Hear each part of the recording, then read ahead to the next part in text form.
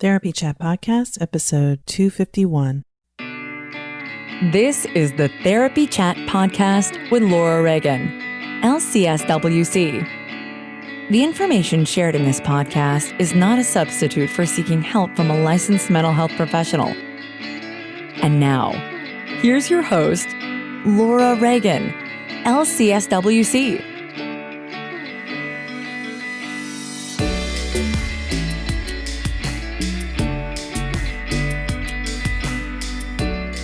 Today's episode is sponsored by Therapy Notes. Between writing notes, filing insurance claims, and scheduling with clients, it can be hard to stay organized. That's why I recommend Therapy Notes. Their easy-to-use platform lets you manage your practice securely and efficiently. Visit therapynotes.com to get 2 free months of Therapy Notes today. Just use the promo code TherapyChat when you sign up for a free trial at therapynotes.com.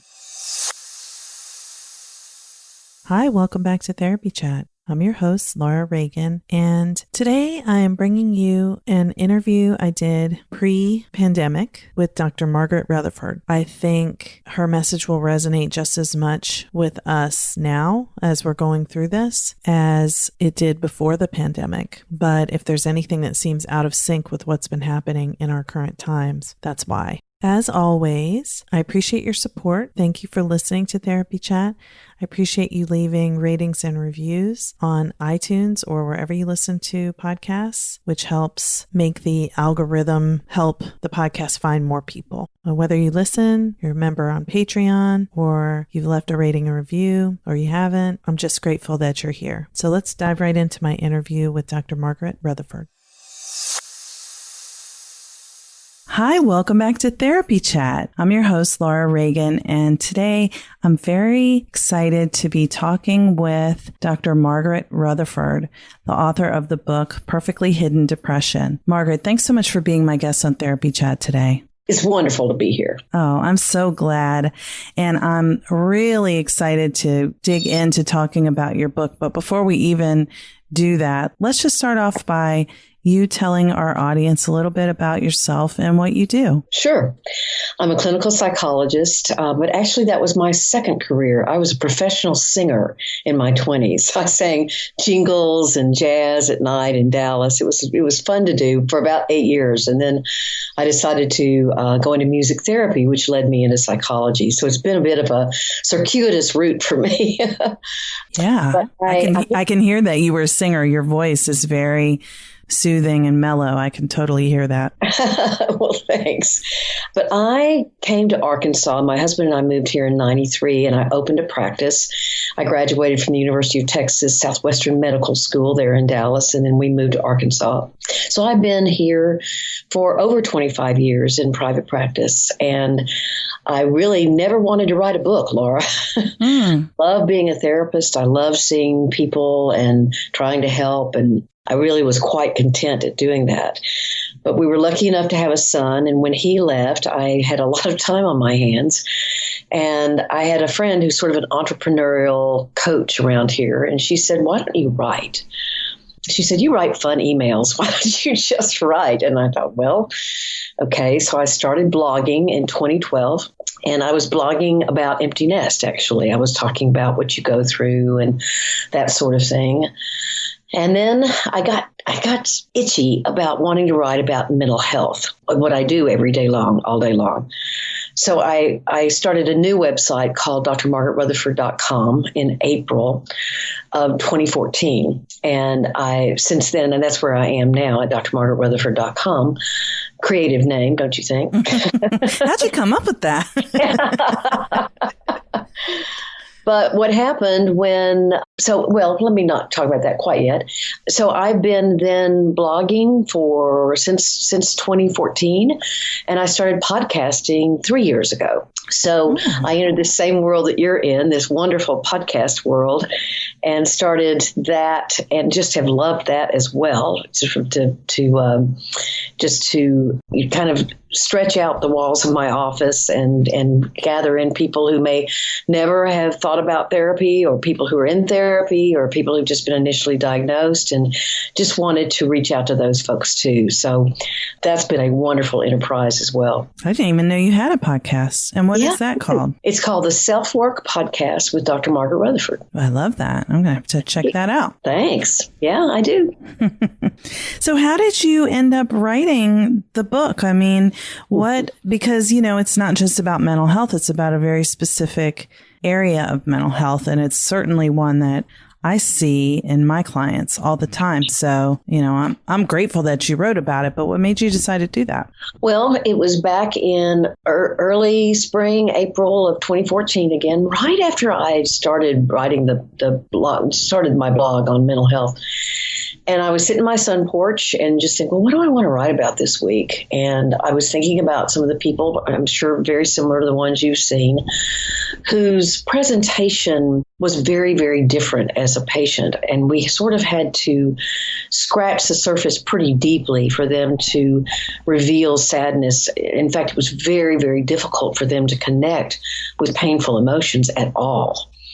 And if none of them came to therapy claiming that they were depressed, not one. Mm-hmm. But what I would notice, maybe the same thing you've noticed, is that they would be talking about something really traumatic and they would be smiling at me like it was just sort of an everyday thing that happened, that you are raped, or that you stones thrown at you as a child.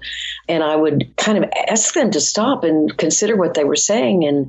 And they would look at me like, well, this is not very bad. There are lots of more horrible things that happen to people. And so as I was thinking about those folks, I just thought of the term perfectly hidden depression, because these people are also highly successful, highly engaged, have lots of friends. They look very productive and like they've got the world by the tail. So I called it the perfectly hidden depressed person. Are you one?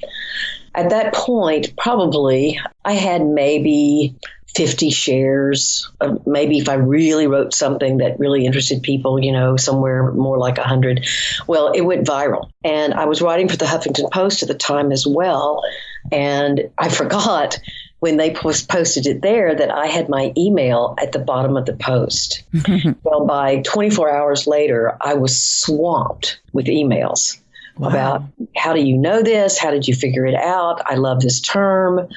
I even had an incredibly poignant one from a woman here in Fayetteville who said, I was going to hurt myself this week and I'm going to go home and talk to my family. I immediately, of course, got in touch with her.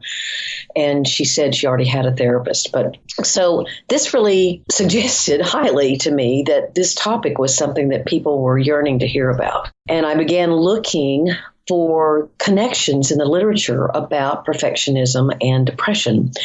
And I don't know if I'd been living under a rock or what, but I'd never heard of Brene Brown at that point. So obviously I found her work, and I read it. She didn't have everything she has out now. She had not written Daring Greatly, for example. But I read what she wrote, and I could not find, she sort of stopped. She talked about vulnerability. Mm-hmm. She talks about shame. She talks about, being empowered through walking through your vulnerability, and all that was great. But she didn't actually link it with depression.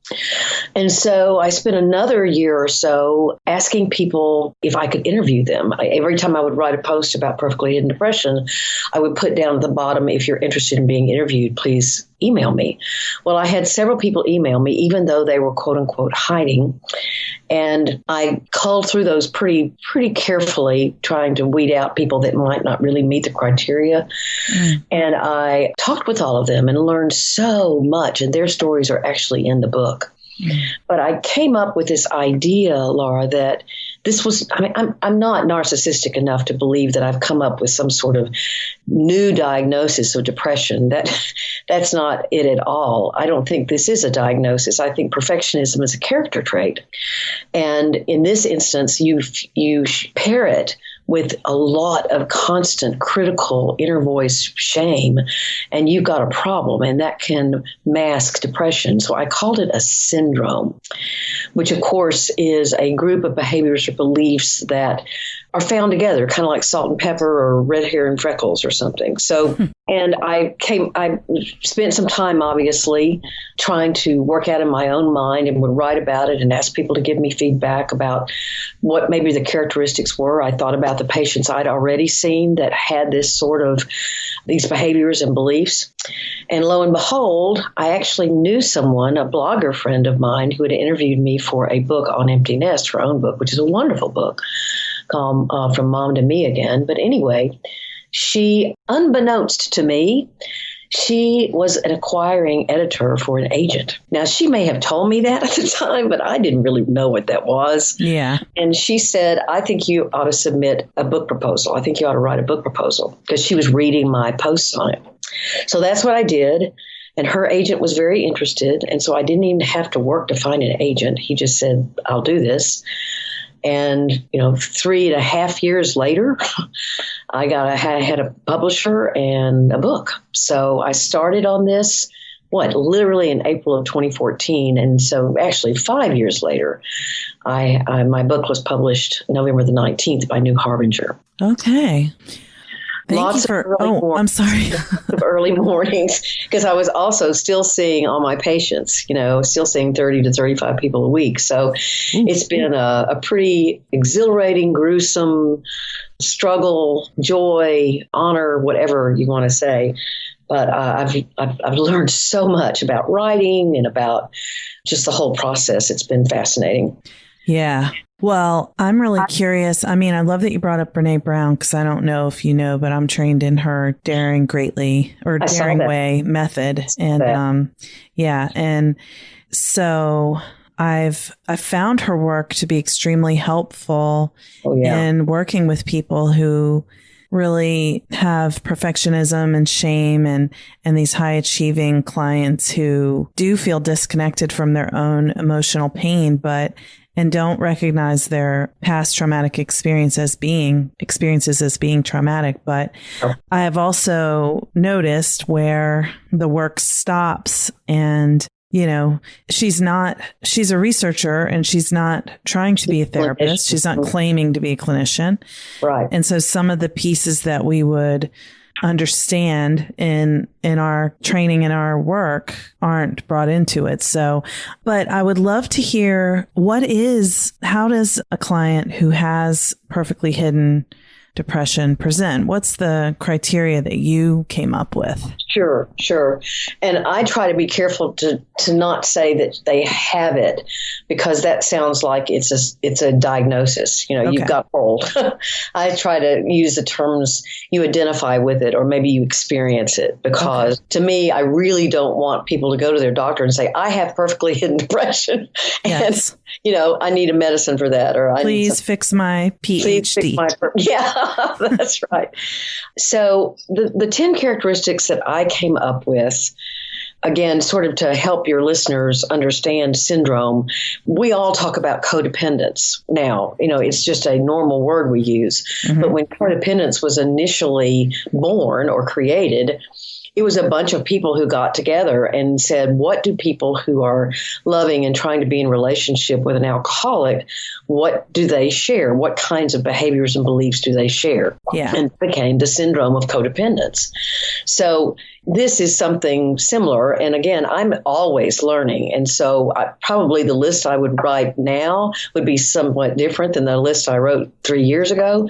But it has morphed some too. But let me share them with you. Okay. The first one is definitely perfectionism with a strong, constant, critical voice of shame. Perfectionism in and of itself, if it's part of OCD, is often fueled by anxiety.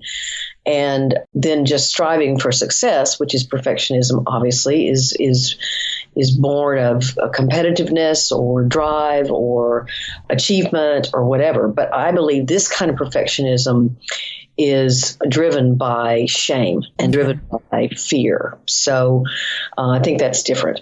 The second one is over responsibility. These people always have their hands up in the air. If it's going to get done, they say, I could do it, and a lot of people think of them that they're the best person to do it. They have a lot on their plates and they don't necessarily take anything off when they add something on. In fact, they laugh at me when I ask them that question. Mm-hmm. They're worriers. They're anxious people. They don't really want people to know that they're worriers, however. So they just try to look for ways to feel very much in control. The fourth is they, as we've talked about, they discount or deny pain or trauma. They just don't see it as important. They have rigidly compartmentalized their feelings about that. And that's the other one that's very tied with this. They're not able to express that painful emotion. I've learned from some perfectionism researchers who, Gordon Flett and Paul Hewitt up in Canada, have told me that their research shows that perfectionists can describe their painful emotion. They can say, yes, my dog died last week and I'm very, very sad. It's not that they can't use a word, an emotional word, but they can't express it. They can't let themselves feel it, not at least openly and publicly. So they're not able to express the what? The emotion? The emotion itself. They can't. I mean, if I asked, they're much less likely for their eyes to tear up when they talk about their dog. Yeah. It's just like they find it too vulnerable to actually, and they actually sometimes, I've found in my work with several of them that have come in that they don't even know how to express painful emotion. They don't even know the words, why it's even important. Okay. These people are a great friend to other people. They're very engaged. They are the first person that's going to be over at somebody's house when they need help, but they do not know how to let other people in. That obviously ties in with these others. They believe strongly in counting their blessings, and in fact, they don't allow themselves to realize that blessings have a painful counterpart. I mean, if you have 4 kids, that's a blessing. A lot of people would love to have kids that can't, and so it's great that you have 4 kids, but that's a lot of homework. That's a lot of game. Mm-hmm. That's a lot of years of educating. I mean, there's some downsides to having that many children, but these are folks that don't believe in focusing on that at all or allowing themselves to feel it. They have a strong focus on tasks to help them feel very accomplished. Just being. What if I had one person tell me she's a doman, not a human? So these people believe in, I get my worth through doing and through accomplishment. Then the last one is something a little bit more, on number 9. They're very successful, but their relationships, their primary relationships, they lack a lot of intimacy. They don't really know how to be emotionally intimate. And then this last one is and I thought this as a clinician was important to note. There's usually a co-occurrence, or there can be a co-occurrence of an actual anxiety disorder or some kind of disorder having to do with control. For example, a lot of the people that have come in to see me for this have eating disorders, or they're struggling with being addicted to benzodiazepines, or they have some form of OCD or generalized anxiety disorder. However, it can be different, but there's usually panic disorder or something like that that can co-occur with the experience of perfectly hidden depression. And I included that because I don't want people to ignore what could be a real diagnosable condition because they're now calling it, this must just be perfectly hidden depression. No, it could be real OCD, real generalized anxiety, whatever. Okay. So the 10th one was that they have a co-occurring. I was writing these all down. They can have a co-occurrence of an anxiety disorder or some kind of disorder that has to do with either staying in control, or, like addictions are about getting out of control or escaping from anxiety or escaping from, depression or sadness or whatever. And so that's about sort of losing control. So sometimes I see these people struggling with addictions as well. Okay. Yeah. I mean, really, this feels very familiar. Yeah, I bet it does. Both with my clients and some with myself too. Like definitely I can see, ways that I know that I have some perfectionism tendencies, but I've gotten a lot better with it. So it's sort of like seeing how I can be when I'm not at my best, for sure. I think it was disappointing to be turned down by publishers, and there were many more turn downs than interest. But even the ones that turned me down would say to me, this is an important book, and I hope you get it published because you're actually talking about so many of us here in the publishing industry. And I had a lot of comments like that. And so I'm hoping that they see that it's now published and they're feeling good about it. Or at least they get to read it, right? Yeah, at least they get to read it. That's right. Well, yeah. And so that's the other thing is that I think that these characteristics that you mentioned are very common in therapists and other helping professionals. You bet. Because, we sometimes as a profession have trouble even letting people see our own vulnerabilities. When therapy first got started, the therapist was supposed to be anonymous. Right. You weren't supposed to know anything about a therapist. And one choice that I've made is to be very open about my own struggles with mental illness. And I think more and more therapists are using that as effectively as they can in their therapy. Not that you want to self-reveal too much, or constantly, but certainly some of that self-revelation, it can be very helpful. Yeah, normalizing and making the client see that, you're not alone in this. Exactly. Let's just pause for a moment so I can give you a little bit more information about why I love therapy notes. I switched to therapy notes a few years ago. I'd say it's about 3 years now, I believe. And I have never regretted it.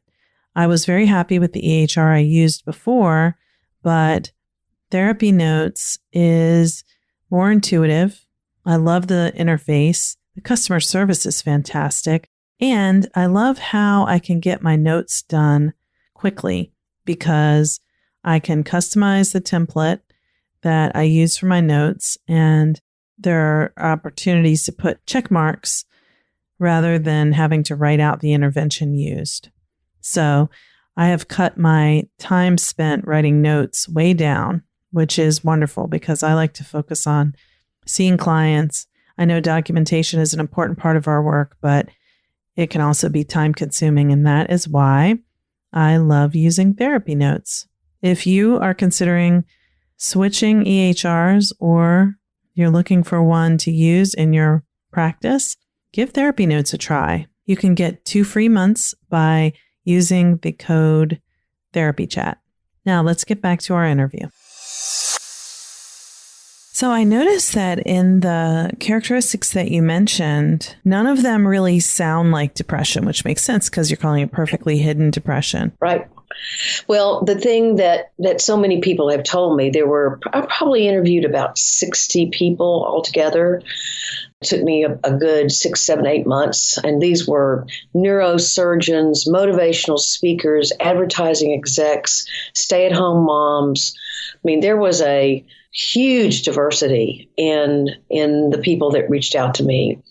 And a few of them had sought therapy. And what they told me was that they were handed the Beck Depression Inventory or something like that. And of course, they said no to everything.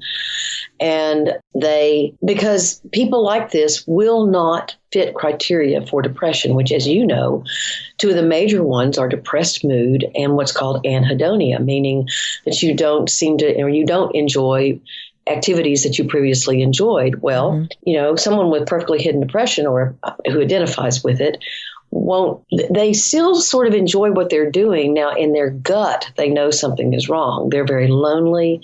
They're very empty. They can even be despairing. They can have suicidal thoughts, but they're very engaged. And clinicians, we will miss them. I'm sure I've missed people like this. I'm sure that I've diagnosed them with anxiety or overwork or just said you have panic disorder and I didn't look for depression because they are so expert at this rigid compartmentalization of anything from the past or the present that is painful for them.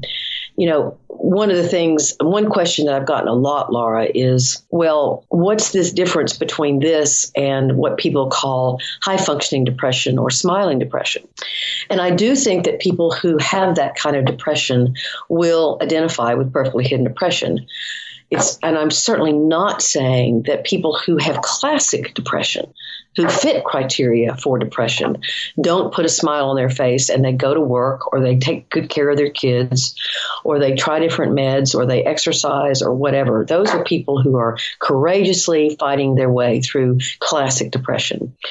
But there is a group that's also so important to talk about that have done this for so long. It was built into their strategy for emotional survival so early in their lifetime that it has gone underground, so to speak. They're not conscious of really doing it anymore.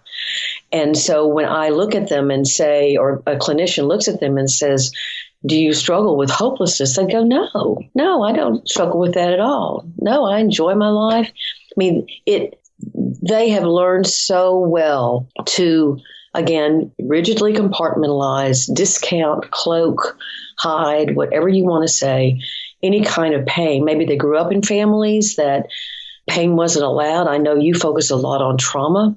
Mm-hmm. Maybe they had a lot of trauma in their lives growing up, and they either had to become very pseudo-mature and pseudo-adult, or they were screamed at that they weren't going to amount to anything, and so they put on this perfect-looking facade. So by damn, they were going to amount to something. Maybe they, again, simply grew up in families where painful emotions weren't allowed. They were discounted. You were sent to your room if you admitted being afraid or angry. But maybe even you were the child that was very enmeshed with a parent, and it became your job to please them. And the better you did, the more your parents seemed very happy. And so, you grew up believing the better I do, the less problems I have, the more I can make my parent happy. And you just continue that strategy. So there is a huge group, I think, that. And I think actually some of those people are the people who emailed me after it was published in the Huffington Post that said, how did you figure this out? Because until we saw the term perfectly hidden depression, which is what I've been told, I knew what my gut had been trying to tell me. I knew that something was really wrong, that I don't have to feel shame for even wondering if I'm depressed. That I had one woman I was actually working with at the time that I wrote this book.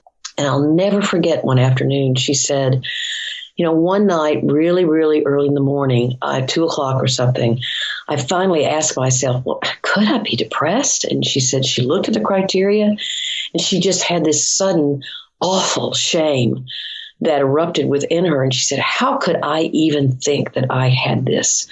I'm not this person. I'm embarrassed. I'm humiliated that I would even look at these criteria and wonder if they were me. And so she shut the idea down that she could possibly be depressed and went on overachieving, feeling this incredible pressure and expectation from the perceived expectations of others or the real expectations of others. Yeah, that's a good point, too, when you say the perceived expectations or real expectations of others.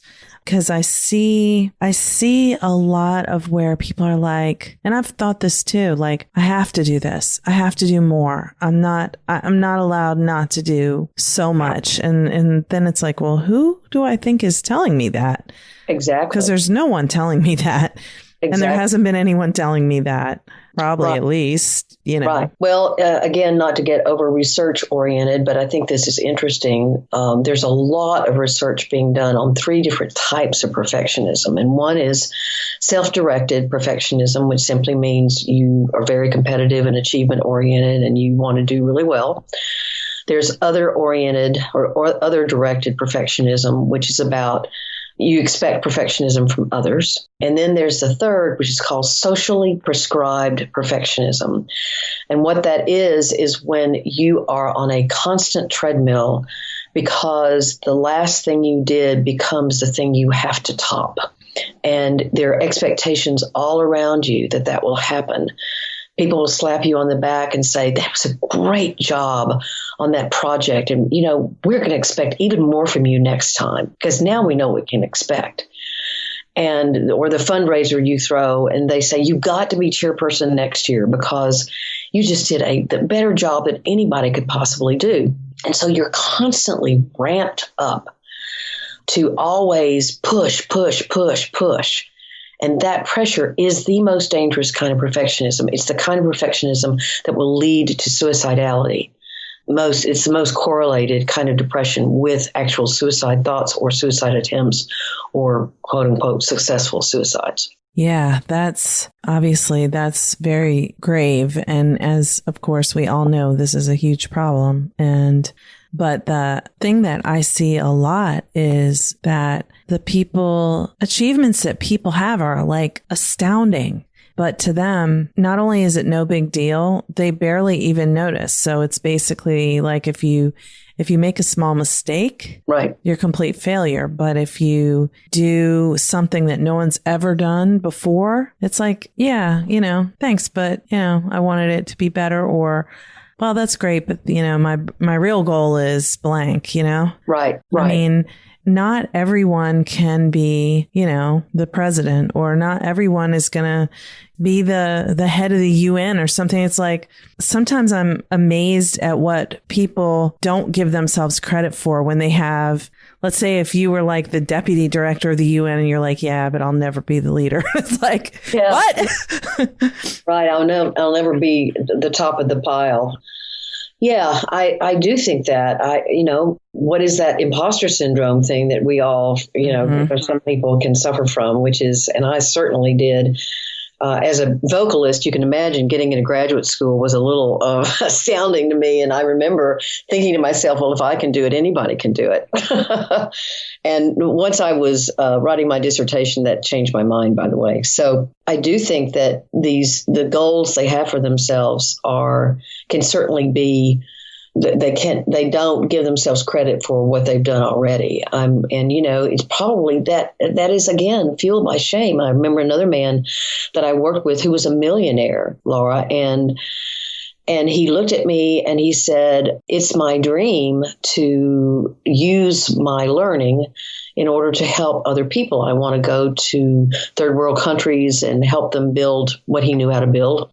And I said, "Well, you certainly can do that."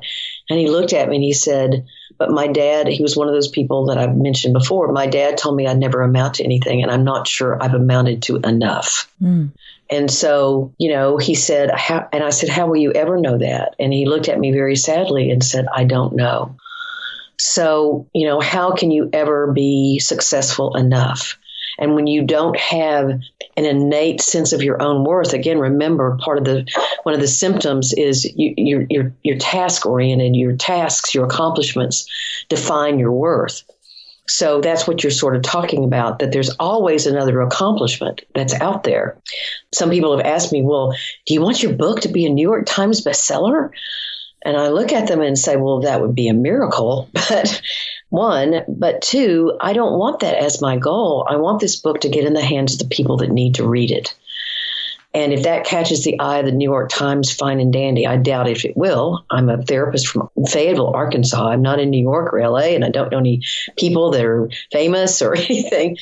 And so But why does it even really matter if it does or not? Because that's not, what measure is that? If I struggled with this more than I'm certainly a perfectionist myself, but I don't think I've suffered with this. So I do believe that knowing that you're always going to be on a spectrum and that there's going to be always someone who's achieved more than you have and always someone who looks up to you and says, gosh, I wish I'd achieved what she has.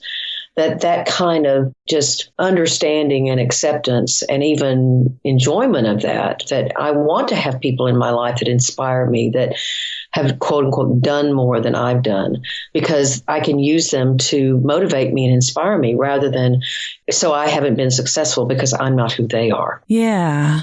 It's like a somewhat of a two-dimensional way of looking at what achievement really is. It's like, instead of seeing that, for example, if I use the deputy of the UN, obviously that person is making a major contribution to the world through their work. And if, as they were working their way up to that point, obviously their work was making a major impact. If they were the head of the UN, does that really mean that their work is more meaningful than it was when they were doing, the job titles that they had before that? Exactly. No.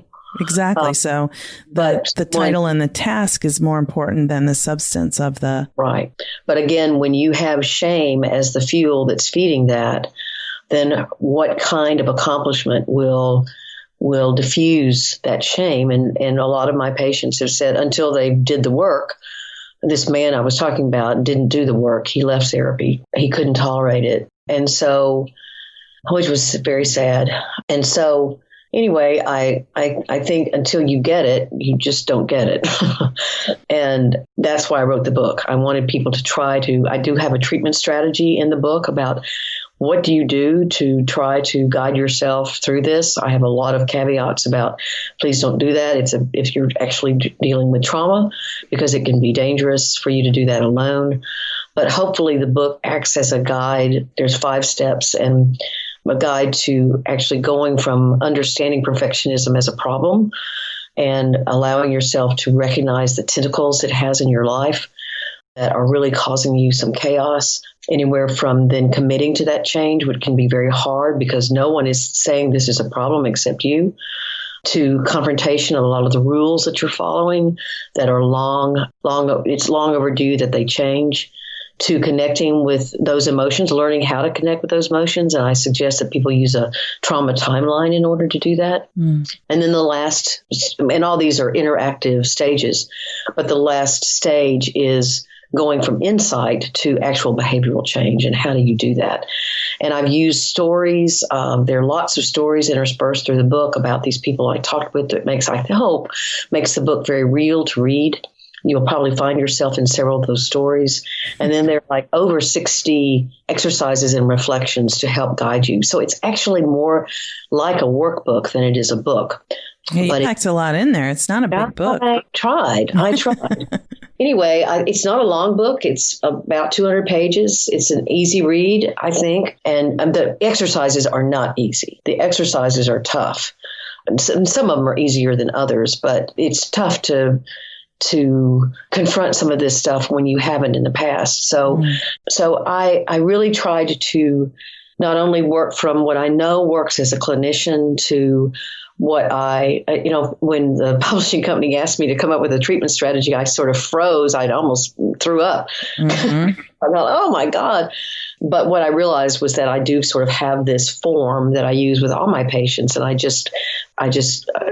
use those steps with every patient that I have. And so I had more experience with the treatment strategy than I was willing to, or able to admit at first. But I think it makes a lot of sense. And I'm a very direct, common sense kind of therapist. And so I wanted to write a book that would reflect that and would help people get down to the nitty gritty of what's going on with them and actually try to learn to be more comfortable with vulnerability. And certainly I have done that through the writing of this book.